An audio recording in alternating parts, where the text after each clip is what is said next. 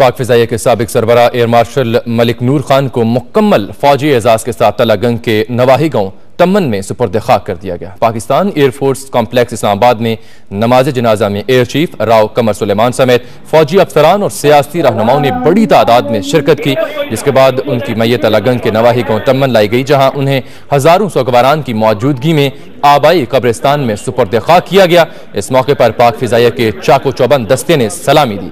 Air marshal Malik नूर खान तवील के बायस पिछले रोज CMH रावलपिंडी में इंतकाल कर गए थे।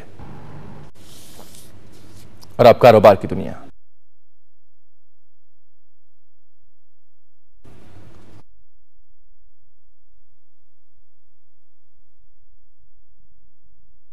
जब तक हम ये फुर्तियां ना दिखाएं, मैं नहीं चाहना आप